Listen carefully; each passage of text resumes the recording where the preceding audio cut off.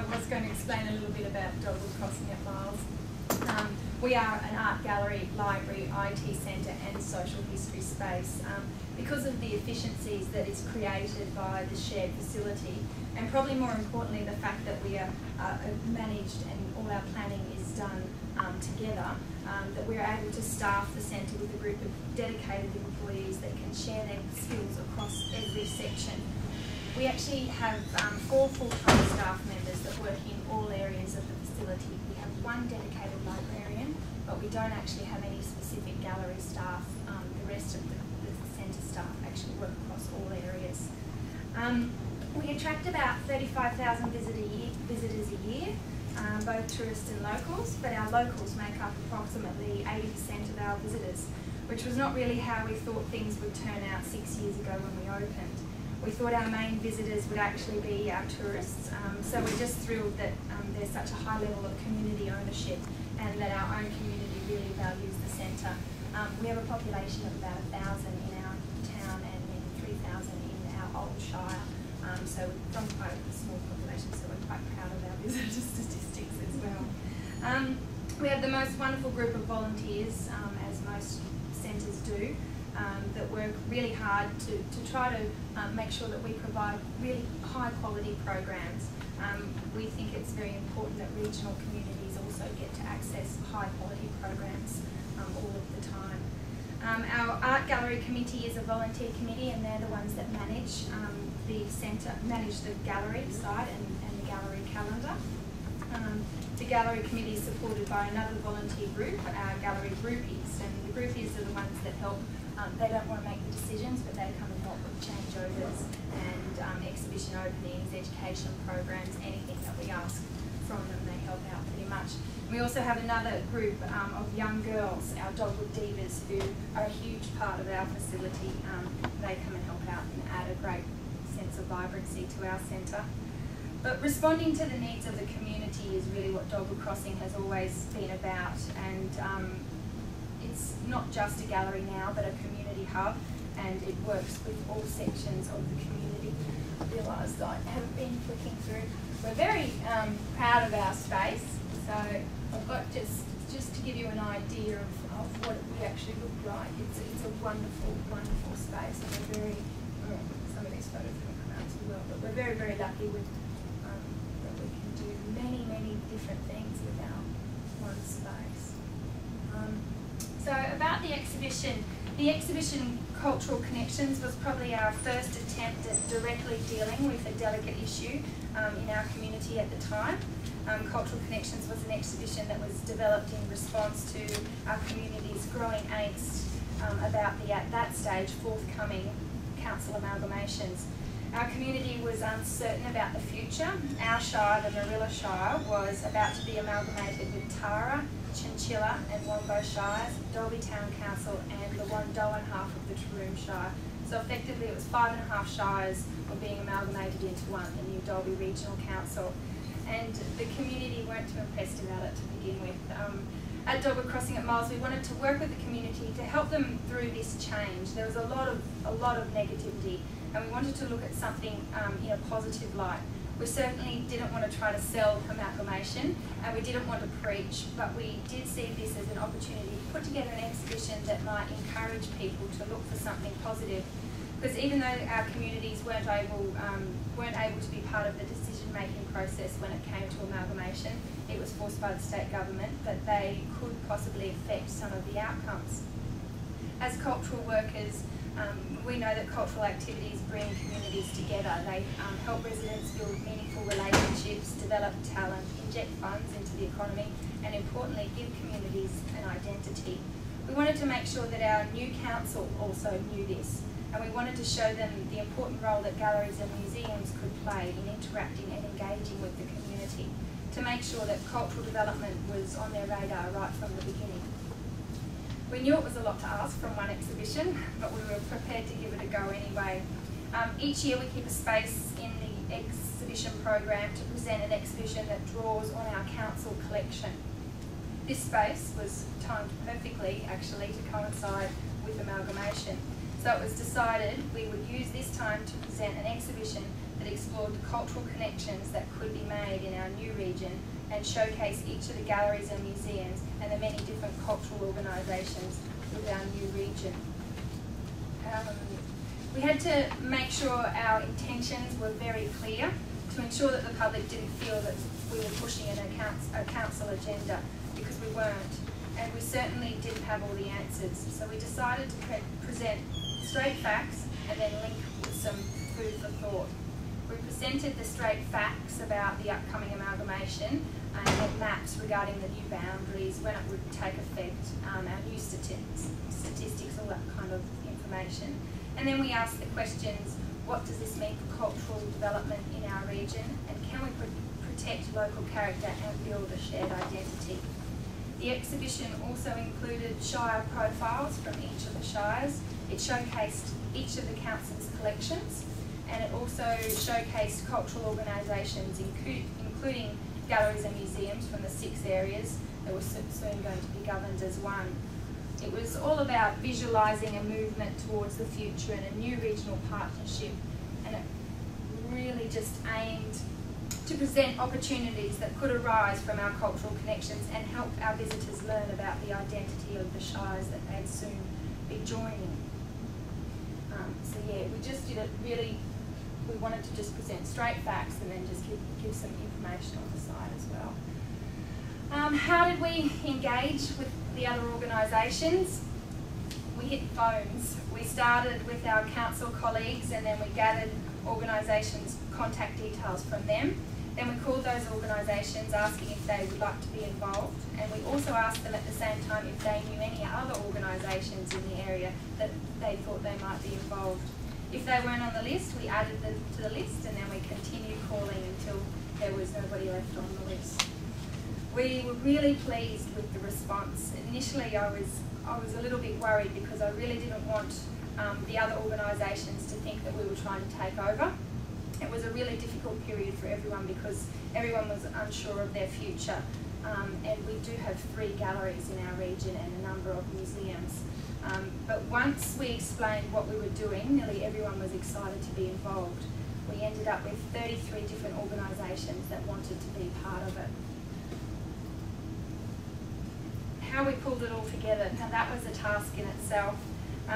We asked each of the organisations to give us a couple of paragraphs about their organisation and choose an object or 2 that they could use to represent their organisation. As we started to receive the information and objects, well, that was a difficult task in itself. Our regional area is huge. It's actually, if you drive straight from one end to the other, it's 3 hours from one end to the other.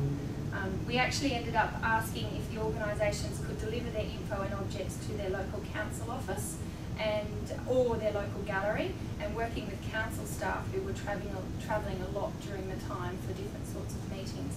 We ended up eventually receiving everything in miles. The problem was that when we did receive everything, there wasn't any continuity in what we actually received. Some organisational profiles were 3 sentences and some were 3 pages. Some of the objects were ready to present and some needed some attention. And we ended up with a lot of small photographs. So we basically had to rework all of the profiles and reprint a lot of the photographs and make sure that we had what we needed to present the objects to the best of our ability. Remembering as well that we are a gallery space, so we have plenty of hanging space, but we do have very limited cases and plinths and display materials. So that was quite a challenge in itself. It was a lot more work than we probably first imagined, but once we got it all together, it really did look great, and it was something that our whole region could be quite proud of. What we achieved? People were really thrilled to see before them an exhibition that really captured a cultural snapshot of our region and formed a reason for us to all work together right from the beginning. We made great contacts for the future. Many of the organisations involved actually brought bus groups or carloads of volunteers and friends to come and visit. And I know that since the exhibition, some of the other organisations are continuing to work together and network and share information and go to the same workshops. It's just really great to see. And it also certainly made an impression on council, and they realised what a wonderful cultural sector we already had and how well we could work together, and what an important role it could play in developing community pride, ownership and identity. So they were really great outcomes in terms of community engagement. What would we change? Well, the time frame we did it in was ludicrous from the start, because we did actually have a different exhibition plan for that time, and it was just drawing on our own Marilla Shire collection. We didn't feel, we thought this is an opportunity to really take this time of the year, this space, and use it for a great community engagement project. So we popped that exhibition to the side and started with 2 months to pull it all together with very limited resources. So it was a lot of hard work, but really it was definitely worth it in the end, just to see the community. Some of the groups that we worked with, there were all sorts of groups. There was from the local dance groups right through to the machinery museums.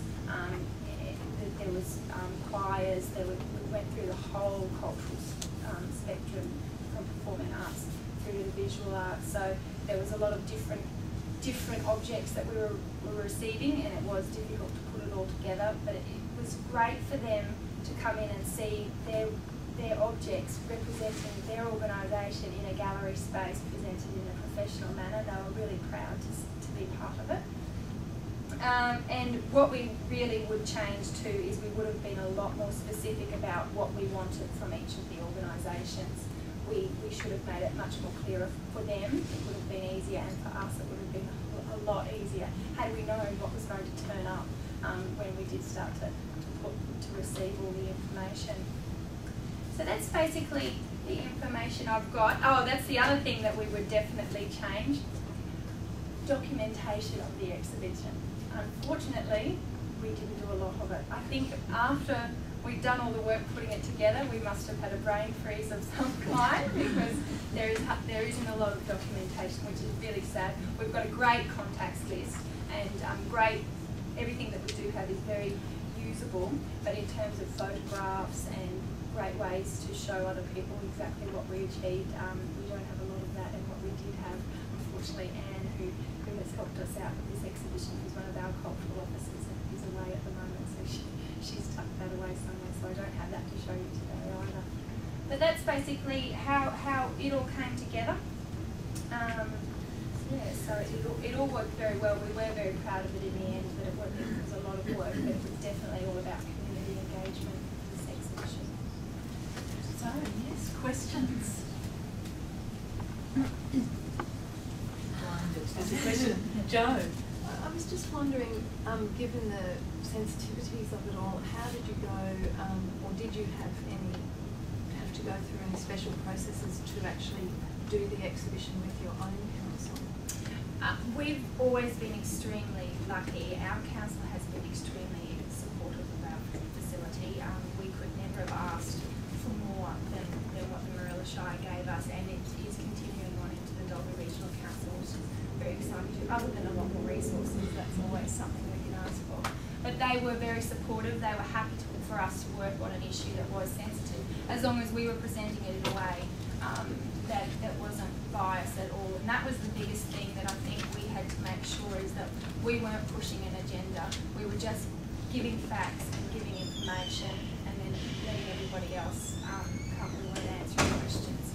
So yeah, they were more than happy. And actually all the councils, because we had a lot of the new councillors campaigning at the time too, it worked really well. They all came through the gallery and were there and really got to see what happened, and to see all the other great work that's happening around our whole region, which was really, really, really great to see too. But they were really supportive of it.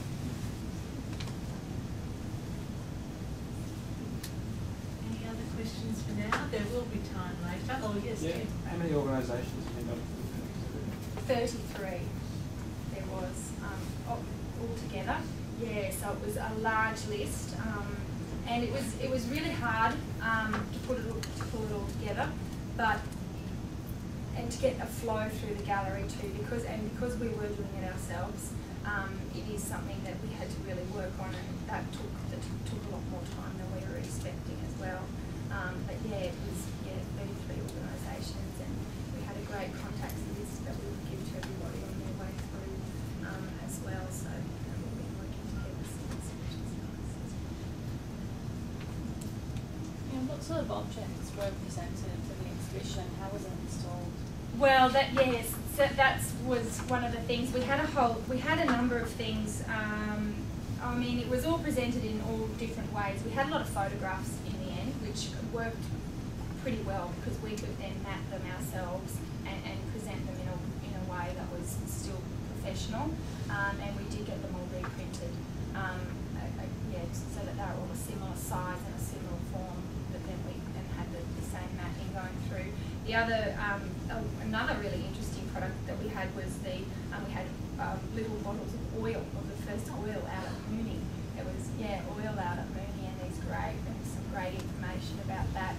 So we had cases and plinths and set up different displays depending on the products we had some ballet shoes that just, going from little bottles of oil to ballet shoes and then, to a piece of machinery. It was just really difficult. But we managed to get quite a bit of flow through and packaged it all tied in together. And that was a big thing, we did have to rewrite the profiles and the information because it was just, as we read through it all, everybody's different perspective was coming through. There needed to be some kind of continuity in even the writing. Because there was a lot of writing, a lot of information in there too for people to read if they wanted to. They didn't have to, they could have just, taken in the objects if that's all they wanted to do. But there was a lot of information for them so that they could learn about the organisations as well. Thanks, Sally. Well, please join with me in thanking